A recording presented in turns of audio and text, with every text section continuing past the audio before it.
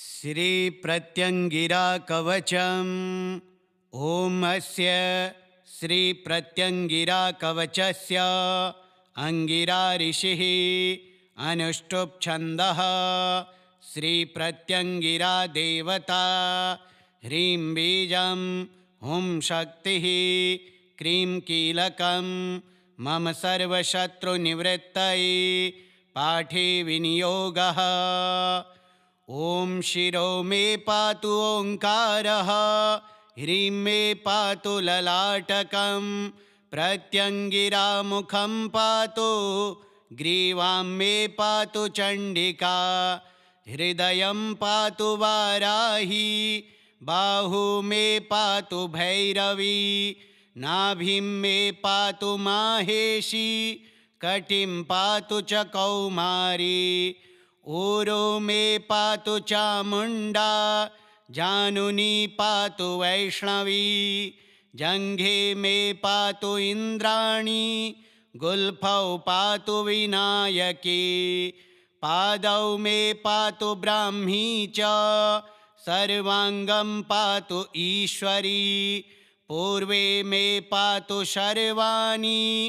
वह्नौ पातु च मालिका दक्षिणे पातु वाराही नैऋत्यां पातु भीषणा पश्चिमे पातु कात्यायनी वायव्ये पातु चण्डिका उत्तरे पातु कौमारी ऐशान्यां पातु कालिका ऊर्ध्वं पातु महालक्ष्मी अधः पातु वसुन्धरा इति ते कथितं दिव्यं कवचं सर्वसिद्धये यः पठेत् प्रयतो भूत्वा तस्य शत्रुः क्षयं व्रजेत्। भूतप्रेतपिशाचाश्च डाकिनी शाकिनी च या दूरादेव पलायन्ते कवचस्य प्रभावतः। ओम शिरो मे पातु ओंकारः ह्रीं मे पातु ललाटकं प्रत्यंगिरा मुखं पातु ग्रीवां मे पातु चण्डिका हृदयं पातु वाराही बाहु मे पातु भैरवी नाभिं मे पातु माहेशी कटिं पातु च कौमारी ऊरो मे पातु चामुण्डा जानुनी पातु वैष्णवी जङ्घे मे पातु इन्द्राणी गुल्फौ पातु विनायकी पादौ मे पातु ब्राह्मी च सर्वाङ्गं पातु ईश्वरी पूर्वे मे पातु शर्वाणि वह्नौ पातु च मालिका दक्षिणे पातु वाराही नैऋत्यां पातु भीषणा पश्चिमे पातु कात्यायनी वायव्ये पातु चण्डिका उत्तरे पातु कौमारी ऐशान्यां पातु कालिका ऊर्ध्वं पातु महालक्ष्मी अधः पातु वसुन्धरा इति ते कथितं दिव्यं कवचं सर्वसिद्धये यः पठेत् प्रयतो भूत्वा तस्य शत्रुः क्षयं व्रजेत्। भूतप्रेतपिशाचाश्च डाकिनी शाकिनी च या दूरादेव पलायन्ते कवचस्य प्रभावतः। ओम शिरो मे पातु ओंकारः ह्रीं मे पातु ललाटकं प्रत्यंगिरा मुखं पातु ग्रीवां मे पातु चण्डिका हृदयं पातु वाराही बाहु मे पातु भैरवी नाभिं मे पातु माहेशी कटिं पातु च कौमारी ऊरो मे पातु चामुण्डा जानुनी पातु वैष्णवी जङ्घे मे पातु इन्द्राणी गुल्फौ पातु विनायकी पादौ मे पातु ब्राह्मी च सर्वाङ्गं पातु ईश्वरी पूर्वे मे पातु शर्वाणि वह्नौ पातु च मालिका दक्षिणे पातु वाराही नैऋत्यां पातु भीषणा पश्चिमे पातु कात्यायनी वायव्ये पातु चण्डिका उत्तरे पातु कौमारी ऐशान्यां पातु कालिका ऊर्ध्वं पातु महालक्ष्मी अधः पातु वसुन्धरा इति ते कथितं दिव्यं कवचं सर्वसिद्धये यः पठेत् प्रयतो भूत्वा तस्य शत्रुः क्षयं व्रजेत् भूतप्रेतपिशाचाश्च डाकिनी शाकिनी च या दूरादेव पलायन्ते कवचस्य प्रभावतः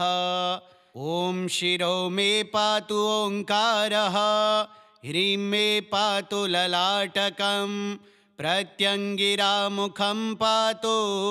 ग्रीवां मे पातु चण्डिका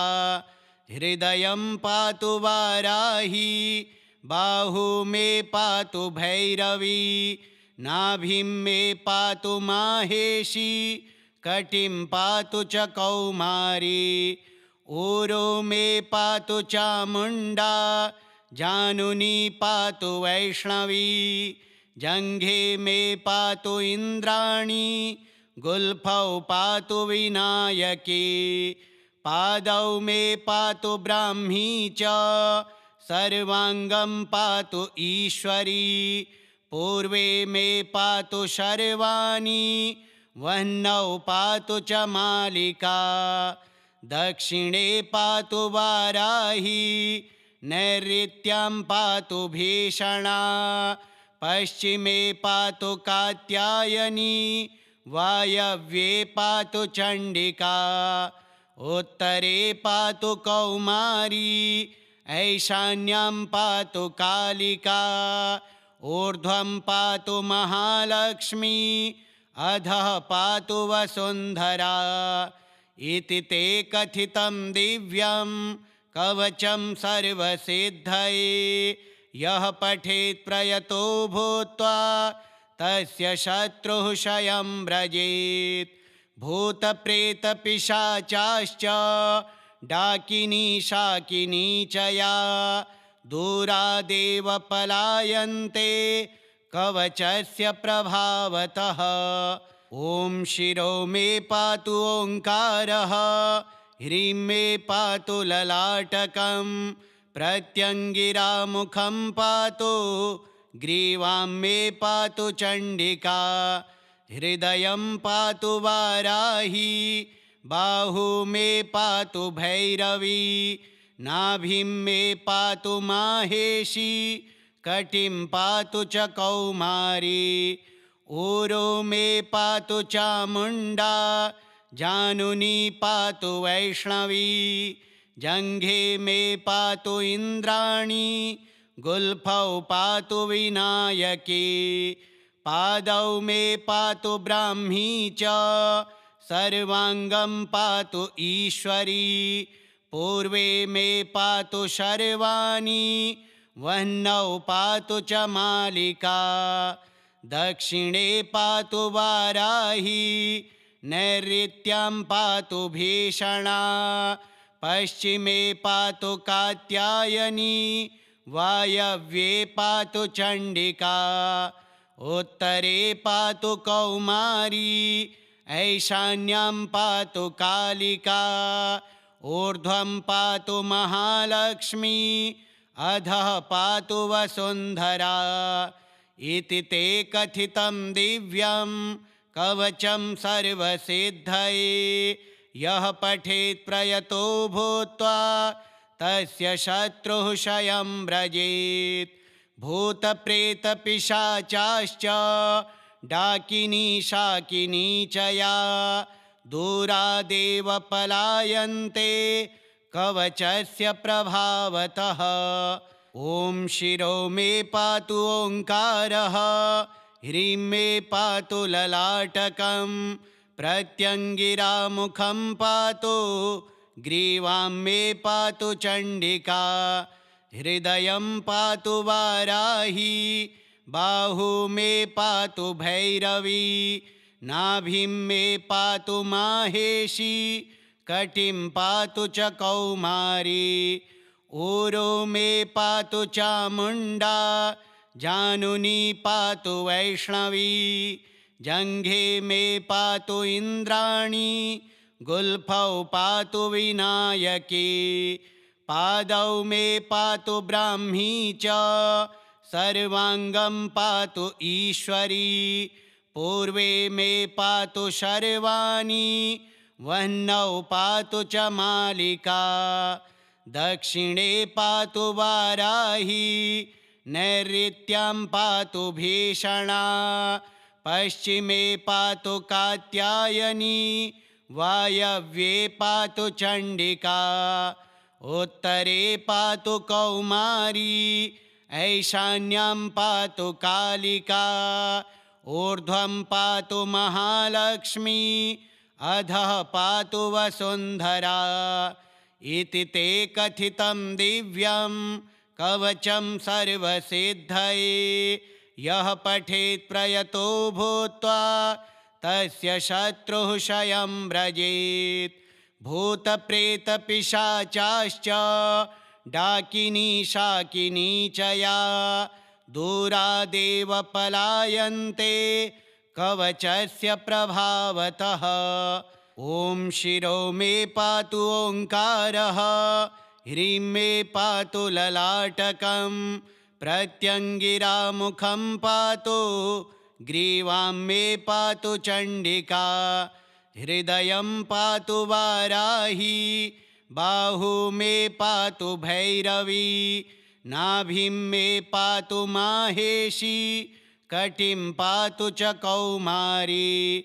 ऊरो मे पातु चामुण्डा, जानुनी पातु वैष्णवी, जङ्घे मे पातु इन्द्राणी, गुल्फौ पातु विनायकी, पादौ मे पातु ब्राह्मी च,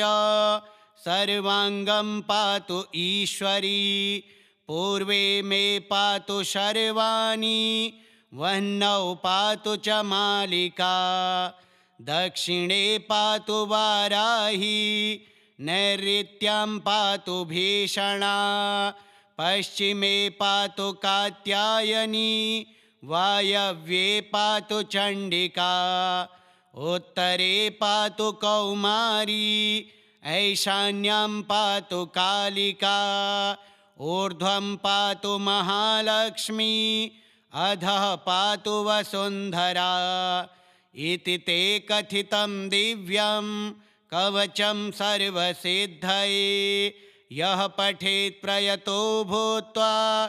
तस्य शत्रुः क्षयं व्रजेत्। भूतप्रेतपिशाचाश्च डाकिनी शाकिनी च या, दूरादेव पलायन्ते कवचस्य प्रभावतः। ॐ शिरो मे पातु ओङ्कारः, ह्रीं मे पातु ललाटकं, प्रत्यङ्गिरामुखं पातु, ग्रीवां मे पातु चण्डिका, हृदयं पातु वाराही, बाहु मे पातु भैरवी, नाभिं मे पातु माहेशी, कटिं पातु च कौमारी, ऊरो मे पातु चामुण्डा, जानुनी पातु वैष्णवी, जङ्घे मे पातु इन्द्राणी, गुल्फौ पातु विनायकी, पादौ मे पातु ब्राह्मी च, सर्वाङ्गं पातु ईश्वरी, पूर्वे मे पातु शर्वाणि, वह्नौ पातु च मालिका, दक्षिणे पातु वाराही, नैऋत्यां पातु भीषणा, पश्चिमे पातु कात्यायनी, वायव्ये पातु चण्डिका, उत्तरे पातु कौमारी ऐशान्यां पातु कालिका ऊर्ध्वं पातु महालक्ष्मी अधः पातु वसुन्धरा इति ते कथितं दिव्यं कवचं सर्वसिद्धये यः पठेत् प्रयतो भूत्वा तस्य शत्रुः क्षयं व्रजेत् भूतप्रेतपिशाचाश्च डाकिनी शाकिनी च या दूरादेव पलायन्ते कवचस्य प्रभावतः ॐ शिरो मे पातु ओङ्कारः ह्रीं मे पातु ललाटकं प्रत्यङ्गिरामुखं पातु ग्रीवां मे पातु चण्डिका हृदयं पातु वाराही बाहू मे पातु भैरवी नाभिं मे पातु माहेशी कटिं पातु च कौमारी ऊरो मे पातु चामुण्डा जानुनी पातु वैष्णवी जङ्घे मे पातु इन्द्राणी गुल्फौ पातु विनायकी पादौ मे पातु ब्राह्मी च सर्वाङ्गं पातु ईश्वरी पूर्वे मे पातु शर्वाणि वह्नौ पातु च मालिका दक्षिणे पातु वाराही नैऋत्यां पातु भीषणा पश्चिमे पातु कात्यायनी वायव्ये पातु चण्डिका उत्तरे पातु कौमारी ऐशान्यां पातु कालिका ऊर्ध्वं पातु महालक्ष्मी अधः पातु वसुन्धरा इति ते कथितं दिव्यं कवचं सर्वसिद्धये यः पठेत् प्रयतो भूत्वा तस्य शत्रुः क्षयं व्रजेत् भूतप्रेतपिशाचाश्च डाकिनी शाकिनी च या दूरादेव पलायन्ते कवचस्य प्रभावतः ॐ शिरो मे पातु ओङ्कारः ह्रीं मे पातु ललाटकं प्रत्यङ्गिरामुखं पातु ग्रीवां मे पातु चण्डिका हृदयं पातु वाराही बाहू मे पातु भैरवी नाभिं मे पातु माहेशी कटिं पातु च कौमारी ऊरो मे पातु चामुण्डा जानुनी पातु वैष्णवी जङ्घे मे पातु इन्द्राणी गुल्फौ पातु विनायकी पादौ मे पातु ब्राह्मी च सर्वाङ्गं पातु ईश्वरी पूर्वे मे पातु शर्वाणि वह्नौ पातु च मालिका दक्षिणे पातु वाराही नैऋत्यां पातु भीषणा पश्चिमे पातु कात्यायनी वायव्ये पातु चण्डिका उत्तरे पातु कौमारी ऐशान्यां पातु कालिका ऊर्ध्वं पातु महालक्ष्मी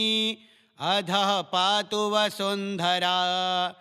इति ते कथितं दिव्यं कवचं सर्वसिद्धये यः पठेत् प्रयतो भूत्वा तस्य शत्रुः क्षयं व्रजेत् भूतप्रेतपिशाचाश्च डाकिनी शाकिनी च या दूरादेव पलायन्ते कवचस्य प्रभावतः ॐ शिरो मे पातु ओङ्कारः ह्रीं मे पातु ललाटकं प्रत्यङ्गिरामुखं पातु ग्रीवां मे पातु चण्डिका हृदयं पातु वाराही बाहू मे पातु भैरवी नाभिं मे पातु माहेशी कटिं पातु च कौमारी ऊरो मे पातु चामुण्डा जानुनी पातु वैष्णवी, जङ्घे मे पातु इन्द्राणी, गुल्फौ पातु विनायकी, पादौ मे पातु ब्राह्मी च, सर्वाङ्गं पातु ईश्वरी, पूर्वे मे पातु शर्वाणि, वह्नौ पातु च मालिका, दक्षिणे पातु वाराही, नैऋत्यां पातु भीषणा, पश्चिमे पातु कात्यायनी, वायव्ये पातु चण्डिका, उत्तरे पातु कौमारी, ऐशान्यां पातु कालिका, ऊर्ध्वं पातु महालक्ष्मी, अधः पातु वसुन्धरा। इति ते कथितं दिव्यं कवचं सर्वसिद्धये, यः पठेत् प्रयतो भूत्वा तस्य शत्रुः क्षयं व्रजेत्। भूतप्रेतपिशाचाश्च डाकिनी शाकिनी च या, दूरादेव पलायन्ते कवचस्य प्रभावतः। ॐ शिरो मे पातु ओङ्कारः, ह्रीं मे पातु ललाटकं, प्रत्यङ्गिरा मुखं पातु, ग्रीवां मे पातु चण्डिका, हृदयं पातु वाराही, बाहू मे पातु भैरवी, नाभिं मे पातु माहेशी, कटिं पातु च कौमारी, ऊरो मे पातु चामुण्डा, जानुनी पातु वैष्णवी, जङ्घे मे पातु इन्द्राणी, गुल्फौ पातु विनायकी, पादौ मे पातु ब्राह्मी च,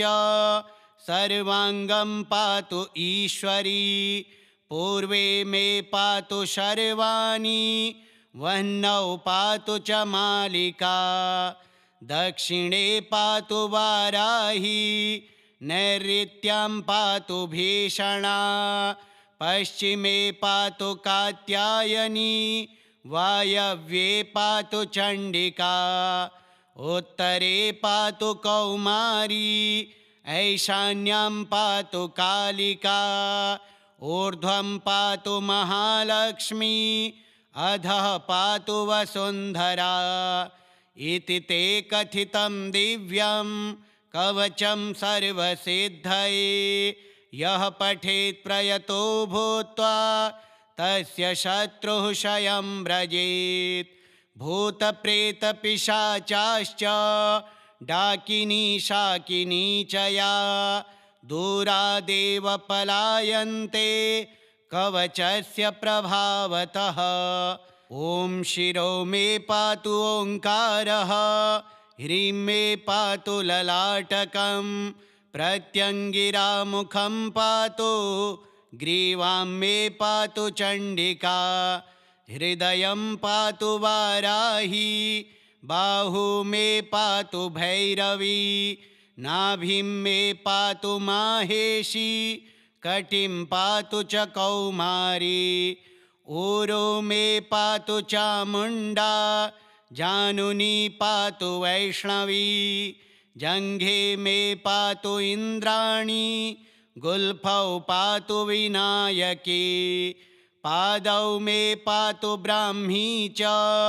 सर्वाङ्गं पातु ईश्वरी, पूर्वे मे पातु शर्वाणि, वह्नौ पातु च मालिका, दक्षिणे पातु वाराही, नैऋत्यां पातु भीषणा, पश्चिमे पातु कात्यायनी, वायव्ये पातु चण्डिका, उत्तरे पातु कौमारी, ऐशान्यां पातु कालिका, ऊर्ध्वं पातु महालक्ष्मी, अधः पातु वसुन्धरा। इति ते कथितं दिव्यं कवचं सर्वसिद्धये, यः पठेत् प्रयतो भूत्वा तस्य शत्रुः क्षयं व्रजेत्। भूतप्रेतपिशाचाश्च डाकिनी शाकिनी च या दूरादेव पलायन्ते कवचस्य प्रभावतः। ॐ शिरो मे पातु ओङ्कारः, ह्रीं मे पातु ललाटकं, प्रत्यङ्गिरामुखं पातु, ग्रीवां मे पातु चण्डिका, हृदयं पातु वाराही, बाहु मे पातु भैरवी, नाभिं मे पातु माहेशी, कटिं पातु च कौमारी, ऊरो मे पातु चामुण्डा, जानुनी पातु वैष्णवी, जङ्घे मे पातु इन्द्राणी, गुल्फौ पातु विनायकी, पादौ मे पातु ब्राह्मी च, सर्वाङ्गं पातु ईश्वरी, पूर्वे मे पातु शर्वाणि, वह्नौ पातु च मालिका, दक्षिणे पातु वाराही, नैऋत्यां पातु भीषणा, पश्चिमे पातु कात्यायनी, वायव्ये पातु चण्डिका, उत्तरे पातु कौमारी, ऐशान्यां पातु कालिका, ऊर्ध्वं पातु महालक्ष्मी, अधः पातु वसुन्धरा। इति ते कथितं दिव्यं कवचं सर्वसिद्धये, यः पठेत् प्रयतो भूत्वा तस्य शत्रुः क्षयं व्रजेत्। भूतप्रेतपिशाचाश्च डाकिनी शाकिनी च या दूरादेव पलायन्ते कवचस्य प्रभावतः। ॐ शिरो मे पातु ओङ्कारः, ह्रीं मे पातु ललाटकं, प्रत्यङ्गिरामुखं पातु, ग्रीवां मे पातु चण्डिका, हृदयं पातु वाराही, बाहु मे पातु भैरवी, नाभिं मे पातु माहेशी, कटिं पातु च कौमारी, ऊरो मे पातु चामुण्डा, जानुनी पातु वैष्णवी, जङ्घे मे पातु इन्द्राणी, गुल्फौ पातु विनायकी, पादौ मे पातु ब्राह्मी च, सर्वाङ्गं पातु ईश्वरी, पूर्वे मे पातु शर्वाणि, वह्नौ पातु च मालिका, दक्षिणे पातु वाराही, नैऋत्यां पातु भीषणा, पश्चिमे पातु कात्यायनी, वायव्ये पातु चण्डिका, उत्तरे पातु कौमारी, ऐशान्यां पातु कालिका, ऊर्ध्वं पातु महालक्ष्मी, अधः पातु वसुन्धरा। इति ते कथितं दिव्यं कवचं सर्वसिद्धये, यः पठेत् प्रयतो भूत्वा तस्य शत्रुः क्षयं व्रजेत्। भूतप्रेतपिशाचाश्च डाकिनी शाकिनी च या दूरादेव पलायन्ते कवचस्य प्रभावतः। ॐ शिरो मे पातु ओङ्कारः, ह्रीं मे पातु ललाटकं, प्रत्यङ्गिरामुखं पातु, ग्रीवां मे पातु चण्डिका, हृदयं पातु वाराही, बाहु मे पातु भैरवी, नाभिं मे पातु माहेशी, कटिं पातु च कौमारी, ऊरो मे पातु चामुण्डा, जानुनी पातु वैष्णवी, जङ्घे मे पातु इन्द्राणी, गुल्फौ पातु विनायकी, पादौ मे पातु ब्राह्मी च, सर्वाङ्गं पातु ईश्वरी, पूर्वे मे पातु शर्वाणि, वह्नौ पातु च मालिका, दक्षिणे पातु वाराही, नैऋत्यां पातु भीषणा, पश्चिमे पातु कात्यायनी, वायव्ये पातु चण्डिका, उत्तरे पातु कौमारी, ऐशान्यां पातु कालिका, ऊर्ध्वं पातु महालक्ष्मी, अधः पातु वसुन्धरा। इति ते कथितं दिव्यं कवचं सर्वसिद्धये। यः पठेत् प्रयतो भूत्वा तस्य शत्रुः क्षयं व्रजेत्। भूतप्रेतपिशाचाश्च डाकिनी शाकिनी च या, दूरादेव पलायन्ते कवचस्य प्रभावतः। ॐ शिरो मे पातु ओङ्कारः, ह्रीं मे पातु ललाटकं, प्रत्यङ्गिरा मुखं पातु, ग्रीवां मे पातु चण्डिका, हृदयं पातु वाराही, बाहू मे पातु भैरवी, नाभिं मे पातु माहेशी, कटिं पातु च कौमारी, ऊरो मे पातु चामुण्डा, जानुनी पातु वैष्णवी, जङ्घे मे पातु इन्द्राणी, गुल्फौ पातु विनायकी, पादौ मे पातु ब्राह्मी च, सर्वाङ्गं पातु ईश्वरी, पूर्वे मे पातु शर्वाणि, वह्नौ पातु च मालिका, दक्षिणे पातु वाराही, नैऋत्यां पातु भीषणा, पश्चिमे पातु कात्यायनी, वायव्ये पातु चण्डिका, उत्तरे पातु कौमारी, ऐशान्यां पातु कालिका, ऊर्ध्वं पातु महालक्ष्मी, अधः पातु वसुन्धरा। इति ते कथितं दिव्यं कवचं सर्वसिद्धये। यः पठेत् प्रयतो भूत्वा तस्य शत्रुः क्षयं व्रजेत्। भूतप्रेतपिशाचाश्च डाकिनी शाकिनी च या, दूरादेव पलायन्ते कवचस्य प्रभावतः। ॐ शिरो मे पातु ओङ्कारः,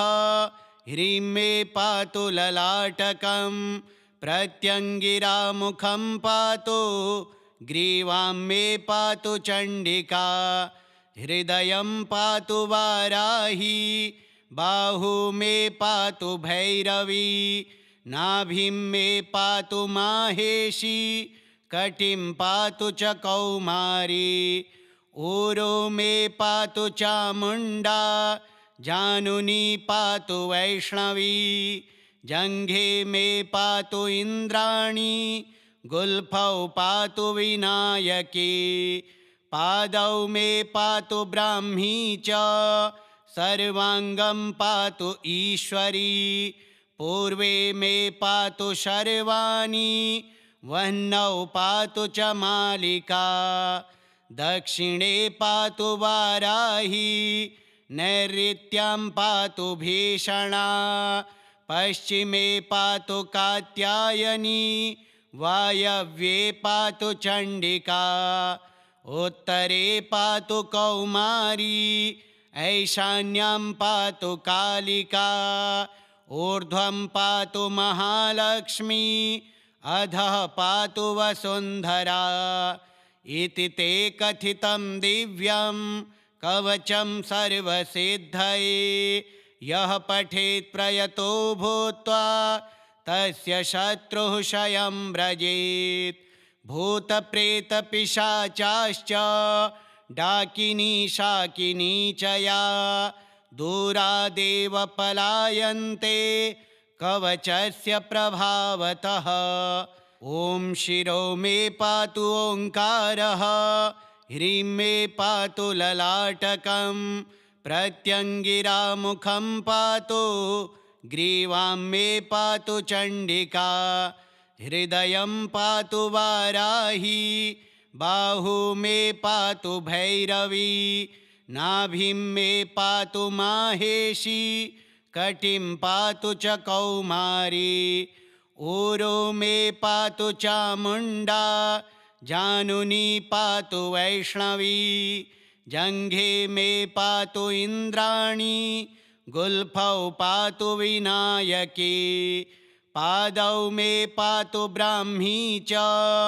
सर्वाङ्गं पातु ईश्वरी, पूर्वे मे पातु शर्वाणि, वह्नौ पातु च मालिका, दक्षिणे पातु वाराही, नैऋत्यां पातु भीषणा, पश्चिमे पातु कात्यायनी, वायव्ये पातु चण्डिका, उत्तरे पातु कौमारी, ऐशान्यां पातु कालिका, ऊर्ध्वं पातु महालक्ष्मी, अधः पातु वसुन्धरा। इति ते कथितं दिव्यं कवचं सर्वसिद्धये, यः पठेत् प्रयतो भूत्वा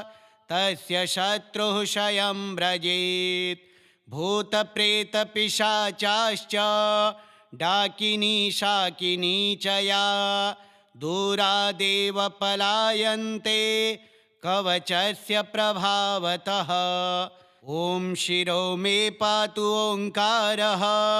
ह्रीं मे पातु ललाटकं, प्रत्यङ्गिरामुखं पातु, ग्रीवां मे पातु चण्डिका, हृदयं पातु वाराही, बाहु मे पातु भैरवी, नाभिं मे पातु माहेशी, कटिं पातु च कौमारी,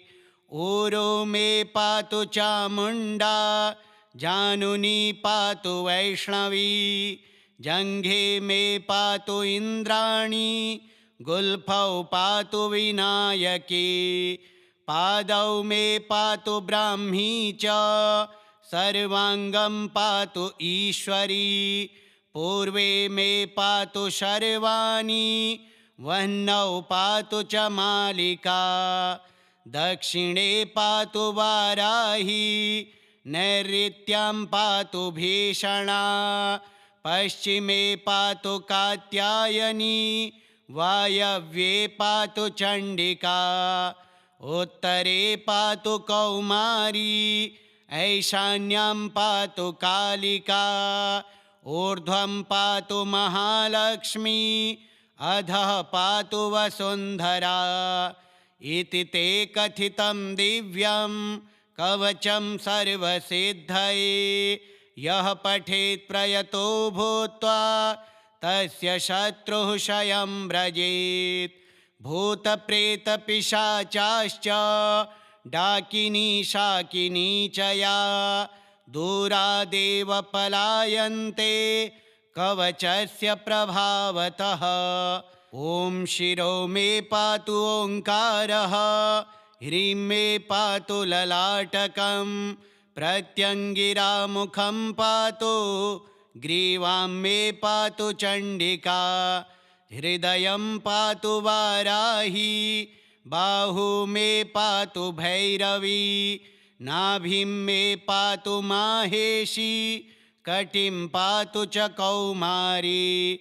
ऊरो मे पातु चामुण्डा, जानुनी पातु वैष्णवी, जङ्घे मे पातु इन्द्राणी, गुल्फौ पातु विनायकी, पादौ मे पातु ब्राह्मी च, सर्वाङ्गं पातु ईश्वरी, पूर्वे मे पातु शर्वाणि, वह्नौ पातु च मालिका, दक्षिणे पातु वाराही, नैऋत्यां पातु भीषणा, पश्चिमे पातु कात्यायनी, वायव्ये पातु चण्डिका, उत्तरे पातु कौमारी, ऐशान्यां पातु कालिका, ऊर्ध्वं पातु महालक्ष्मी, अधः पातु वसुन्धरा। इति ते कथितं दिव्यं कवचं सर्वसिद्धये यः पठेत् प्रयतो भूत्वा तस्य शत्रुः क्षयं व्रजेत् भूतप्रेतपिशाचाश्च डाकिनी शाकिनी च या दूरादेव पलायन्ते कवचस्य प्रभावतः श्रीप्रत्यङ्गिरा कवचं प्रत्यङ्गिरा देव्यार्पणमस्तु।